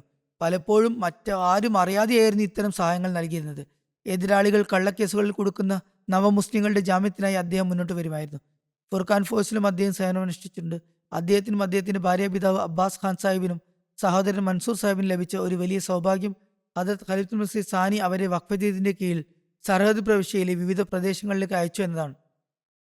പഴയ അഹമ്മദി കുടുംബങ്ങളുമായി ബന്ധം പുനഃസ്ഥാപിക്കാനും തബ്ലീഗ് പ്രവർത്തനങ്ങൾ നിർവഹിക്കാനുമുള്ള ഉത്തരവാദിത്തമാണ് അവരെ ഏൽപ്പിച്ചത്. അദ്ദേഹം ആ ദൗത്യം വളരെ ഭംഗിയായി പൂർത്തിയാക്കി. തബ്ലീഗ് പ്രവർത്തനങ്ങളിൽ അതീവ തൽപരനായിരുന്നു. അദ്ദേഹം മുഖേന ദൗലത്ത് ഖാൻ സാഹിബ് എന്നൊരു സുഹൃത്തിന് തബ്ലീഗ് ലഭിക്കുകയും ജമാഅത്തിന്റെ സന്ദേശം ലഭിക്കുകയും അദ്ദേഹം അങ്ങനെ ബയ്യത്ത് ചെയ്ത് ജമാഅത്തിൽ പ്രവേശിക്കുകയും ചെയ്തു. ഇതിനെ തുടർന്ന് അദ്ദേഹത്തിനെതിരെ കേസ് ആരംഭിക്കും. ഇദ്ദേഹത്തെയും അറസ്റ്റ് ചെയ്ത് കൊണ്ടുപോവുകയും ചെയ്തു. ജാമ്യം നിൽക്കാൻ ആരും തന്നെ മുന്നോട്ട് വരുന്നുണ്ടായിരുന്നില്ല. ജാമ്യരേഖകൾ സ്വീകരിക്കപ്പെടുന്നുണ്ടായിരുന്നില്ല. അപ്പോൾ റഷീദ് സാഹിബ് സ്വന്തം മരുമകനെയും കൂട്ടി അവിടെ പോയി. അവിടെ മൗലവിമാരുടെ 5000-ഓളം വരുന്ന ഒരു വലിയ ജനക്കൂട്ടമുണ്ടായിരുന്നു. അവർ ഇവർക്ക് രണ്ടുപേർക്കുമെതിരെ കല്ലെറിയാൻ തുടങ്ങി. ശിലാവർഷം നടത്തി. അദ്ദേഹത്തിന്റെ മരുമകന്റെ തലയിൽ കല്ലേറ് കൊള്ളുകയും അദ്ദേഹം താഴെ വീഴുകയും ചെയ്തു. തുടർന്ന് അവർ അദ്ദേഹത്തെ മർദ്ദിക്കുകയും ഒടുവിൽ അവിടെ വെച്ച് അദ്ദേഹം ഷഹാദത്ത് വരിക്കുകയും ചെയ്തു. ആ ഷെയ്ത്താനുകളുടെ പിശാചുകൾ പറയുന്നത് ഞങ്ങൾ ഇതിലൂടെ അള്ളാഹുവിന്റെ പുണ്യം നേടുകയാണ് ചെയ്തത് എന്നാണ്. തുടർന്ന് പോലീസ് ആ മൃതദേഹത്തിൽ ചവിട്ടാൻ തുടങ്ങിയും തങ്ങളും പുണ്യം നേടുകയാണെന്ന് പറയുകയും ചെയ്തു. ഏതായാലും ഇദ്ദേഹത്തെയും അവർ ക്രൂരമായി മർദ്ദിച്ചു. ശരീരത്തിലെ മിക്കവാറും എല്ലാ എല്ലുകളും സന്ധികളും അവർ തകർത്തു കളഞ്ഞു. ധാരാളം പരിക്കുകൾ അദ്ദേഹത്തിനുണ്ടായി. അതിൻ്റെ അടയാളങ്ങൾ പിന്നീട് ഞാനും കണ്ടിട്ടുണ്ട്. മുഖത്തും അടയാളങ്ങൾ ഉണ്ടായിരുന്നു. കൈകൾ പരിക്ക് കാരണം വളഞ്ഞു പോയിരുന്നു. എങ്കിലും അള്ളാഹു അദ്ദേഹത്തെ രക്ഷിച്ചു. മർദ്ദിച്ച് അദ്ദേഹം മരിച്ചു എന്ന് കരുതി അവർ ഉപേക്ഷിച്ചു വിട്ടു പോവുകയായിരുന്നു. പിന്നീട് പോലീസ് ഇദ്ദേഹത്തെ ഒരു മൃതദേഹം എന്ന നിലയിൽ കൊണ്ടുപോകുമ്പോൾ ആശുപത്രിക്ക് സമീപം എത്തിയപ്പോൾ ഞാൻ ജീവനോടെയുണ്ടെന്നും എന്നെ ഇന്ന സ്ഥലത്ത് എത്തിക്കണമെന്നും അദ്ദേഹം പറഞ്ഞു. ഏതായാലും ഡോക്ടർമാർ അദ്ദേഹത്തെ പരിശോധിച്ചു. അദ്ദേഹം എങ്ങനെയാണ് ഇപ്പോഴും ജീവിച്ചിരിക്കുന്നതെന്ന് അവർ അത്ഭുതം കൂറി. അള്ളാഹു അദ്ദേഹത്തെ ജീവിപ്പിക്കാൻ തീരുമാനിച്ചുറച്ചിരുന്നു. അതിനുശേഷം ആ പരിക്കുകൾക്കിടയിലും പരിക്കുകൾ ഉണ്ടായിട്ട് 30 വർഷത്തിലധികം അദ്ദേഹം വളരെ സജീവമായി തന്നെ ജീവിച്ചു. വളരെ ആക്റ്റീവായി പ്രവർത്തനങ്ങളിൽ ഏർപ്പെട്ടു. എന്നെ പെഷാവറിൽ എത്തിക്കണമെന്ന് അദ്ദേഹം പോലീസിനോട് പറഞ്ഞു. അവിടെ പോലീസ് എതിരാളികളായിരുന്നു. അവിടെ എത്തിക്കുക എന്നത് വളരെ പ്രയാസകരമായിരുന്നു, ദുഷ്കരമായിരുന്നു. എന്നാൽ ചിലർ പണം നൽകിയാൽ കാര്യങ്ങൾ ചെയ്യുന്നത് ഒരു ഗുണം തന്നെയാണ്. നിങ്ങൾ എന്നിൽ നിന്ന് എത്ര പണം വേണമെങ്കിലും വാങ്ങിക്കൊള്ളൂ, എന്നെ എങ്ങനെയെങ്കിലും അവിടെ എത്തിക്കുക എന്ന് അദ്ദേഹം പറഞ്ഞു. ഏതായാലും അവിടെ ഉണ്ടായിരുന്ന പോലീസ് ഓഫീസർ അത് സമ്മതിക്കുകയും അദ്ദേഹത്തെ പെഷാവറിൽ എത്തിക്കുകയും ചെയ്തു. പിന്നീട് അദ്ദേഹം റബീയിൽ വരികയും അവിടെ ചികിത്സ നടക്കുകയും അള്ളാഹുവിന്റെ അനുഗ്രഹത്താൽ അദ്ദേഹത്തിന് പുതിയൊരു ജീവിതം ലഭിക്കുകയും ചെയ്തു. അദ്ദേഹത്തെ മോർച്ചറിയിലേക്ക് കൊണ്ടുപോകാനിരുന്ന അവസ്ഥയായിരുന്നു ആദ്യമുണ്ടായിരുന്നത്. അവിടെ നിന്നുമാണ് അള്ളാഹു അദ്ദേഹത്തിന് 30 വർഷത്തെ സജീവമായ ജീവിതം നൽകി അനുഗ്രഹിച്ചത്. ഹോളണ്ടിലും അദ്ദേഹം താമസിച്ചിരുന്നു. അവിടെയും ജമാഅത്ത് പ്രവർത്തനങ്ങളിൽ നിരതനായിരുന്നു. 1974 ശത്രുക്കൾ അദ്ദേഹത്തിന് നേരെ തോക്കു ചൂണ്ടിയപ്പോഴും വളരെ ധീരതയോടെയാണ് അദ്ദേഹം സംസാരിച്ചത്. കലിമ ചൊല്ലി മുസ്ലിമാകൂ എന്ന് മൗലവിമാർ പറഞ്ഞപ്പോൾ അദ്ദേഹം മറുപടി നൽകി, ലാ ഇലാഹ ഇല്ലല്ലാ മുഹമ്മദ് റസൂലുള്ളാ എന്ന് ഞാൻ മുമ്പ് തന്നെ ചൊല്ലുന്നതാണ്. ഇതിൽ തന്നെയാണ് എൻ്റെ വിശ്വാസവും. ഞാൻ വേറെ എങ്ങനെ മുസ്ലിമാകും? അവർ അപ്പോൾ പറഞ്ഞു, മിർസ സാഹിബിനെ ചീത്ത പറയണം. അദ്ദേഹം പറഞ്ഞു, ഞാൻ ഒരിക്കലും ചീത്ത പറയുകയില്ല. ഇതൊന്നും ഇസ്ലാമിൻ്റെ പാഠങ്ങളല്ല, ഇസ്ലാം പഠിപ്പിക്കുന്നതല്ല. അതിനുശേഷം അദ്ദേഹം പറഞ്ഞു, ഞാൻ സലാത്ത് ചൊല്ലുന്ന വ്യക്തിയാണ്, നബി തിരുമേനി സല്ലല്ലാഹുവിന്റെ അധ്യാപനങ്ങൾ പിന്തുടരുന്ന വ്യക്തിയാണ്, എനിക്ക് ഇത്തരത്തിലുള്ള പ്രവൃത്തികൾ ചെയ്യാൻ കഴിയില്ല. തുടർന്ന് അദ്ദേഹം ഒരു സഹാബിയുടെ സംഭവം അവർക്ക് വിവരിച്ചു കൊടുത്തു. ഉഹദ് യുദ്ധത്തിൽ നബി തിരുമേനി സല്ലല്ലാഹു അലൈഹി വസല്ലം ഷഹീദായി എന്ന വാർത്ത കിംവദന്തി പ്രചരിപ്പിക്കപ്പെട്ടപ്പോൾ ആ സഹാബി പറഞ്ഞു, എനിക്കും സ്വർഗത്തിനും ഇടയിൽ ഒരു ഈത്തപ്പഴം മാത്രമാണ് തടസ്സമുള്ള. ഈത്തപ്പഴം തിന്നുന്ന അവസ്ഥയിലാണ് ആ വാർത്ത കേട്ടത്. അതുകൊണ്ട് അദ്ദേഹം അത് ദൂരത്തേക്ക് വലിച്ചെറിഞ്ഞുകൊണ്ട് ശത്രുക്കൾക്ക് നേരെ ഒറ്റത്തടിയായി ആഞ്ഞടിക്കുകയും അദ്ദേഹത്തിന്റെ ശരീരങ്ങൾ തുണ്ടം തുണ്ടമാക്കപ്പെടുകയും അങ്ങനെ ഷഹാദത്ത് വരികയും ചെയ്തു. ഈ സംഭവം വിവരിച്ചുകൊണ്ട് അദ്ദേഹം പറഞ്ഞു, എനിക്കും നിങ്ങൾക്കും ഇടയിൽ ഇപ്പോൾ ഒരു ഈത്തപ്പഴത്തിൻ്റെത് പോയിട്ട് കാറ്റിൻ്റെ പോലും തടസ്സമില്ല. കാരണം നിങ്ങൾ എൻ്റെ നെഞ്ചിന് നേരെ കാഞ്ചി വലിച്ചിരിക്കുകയാണ്, തോക്ക് ചൂണ്ടിയിരിക്കുകയാണ്. നിങ്ങൾക്ക് അത് അമർത്തി എന്നെ എപ്പോൾ വേണമെങ്കിലും ഷഹീദാക്കാം. പക്ഷെ നിങ്ങൾ പറയുന്നത് പോലെ മസീമോദിനെ ചീത്ത പറയാൻ എനിക്ക് കഴിയില്ല. അദ്ദേഹം വലിയ ധീരത പ്രകടിപ്പിച്ചു. അള്ളാഹു അദ്ദേഹത്തിന് മേൽ മഗ്ഫിറത്തും കരുണയും ചൊരിയുമാറാകട്ടെ. അദ്ദേഹത്തിന്റെ പദവികൾ ഉയർത്തുമാറാകട്ടെ. അദ്ദേഹത്തിന്റെ മക്കൾക്കും നന്മകളിൽ നിലകൊള്ളാൻ തൗഫീക്ക് നൽകുമാറാകട്ടെ. മൂന്നാമത്തെ അനുസ്മരണം സൈനബ് ബീബി സാഹിബയുടേതാണ്. ഇവർ ചെക്ക് 275 കർത്താർപൂരിലെ മുൻ ജമാഅത്ത് പ്രസിഡന്റും മസ്ജിദ് ഇമാമുമായിരുന്ന മർഹൂം ബഷീർ അഹമ്മദ് സാഹിബിന്റെ പത്നിയായിരുന്നു. കഴിഞ്ഞ ദിവസം 85-ാം വയസ്സിൽ അവർ വഫാത്തായി. ഇന്നാലില്ലാഹി വ ഇന്നാ ഇലൈഹി റാജിഊൻ. അള്ളാഹുവിന്റെ അനുഗ്രഹത്താൽ അവർ മൂസിയ ആയിരുന്നു. ഫൈസലാബാദ് ദാറുസിക്കർ മസ്ജിദിലെ ഖാദിമായിരുന്ന അലി മുഹമ്മദ് സാഹിബിന്റെ മകളായിരുന്നു അവർ. പ്രാർത്ഥനാശീലിയും തഹജ്ജുദ് നിർവഹിക്കുന്നവരും നമസ്കാരങ്ങൾ കൃത്യനിഷ്ഠമുള്ളവരുമായിരുന്നു അവർ. ദിവസവും ഖുർആൻ പാരായണം ചെയ്യുന്നവരും അതിഥി സൽക്കാരപ്രിയയും ഖിലാഫത്തിനോട് ആഴത്തിലുള്ള സ്നേഹമുള്ള ഉദാത്ത സ്വഭാവമുള്ള വനിതയുമായിരുന്നു അവർ. ദരിദ്രരെ സഹായിക്കുകയും ജുമാ ഖുതുബ പതിവായി കേൾക്കുകയും വീട്ടുകാരെ വിളിച്ചത് കേൾപ്പിക്കുകയും ചെയ്യുമായിരുന്നു. 3 ആൺമക്കളും 4 പെൺമക്കളുമാണ് അവർക്കുള്ളത്. പേരക്കുട്ടികളിൽ പലരും വഖഫെ ജിന്ദഗികളാണ്, ജീവിതം ജമാഅത്തിനായി വഖഫ് ചെയ്തവരാണ്. അവരുടെ മകൾ അമത്തു റഷീദ് സാഹിബ സാംബിയയിലെ ലുസാക്കയിലുള്ള മുബല്ലിഗ് സിൽസിലയുടെ പത്നിയാണ്. മാതാവിന്റെ വഫാത്ത് സമയത്ത് അവർക്ക് ലുസാക്കിയയിലായിരുന്നതിനാൽ ജനാസയിൽ പങ്കെടുക്കാൻ സാധിച്ചില്ല. അള്ളാഹു അവർക്ക് ക്ഷമയും സമാധാനവും നൽകട്ടെ. പരതയ്ക്കുമേൽ മഗ്ഫിറത്തും കരുണയും ചൊരിയുമാറാകട്ടെ.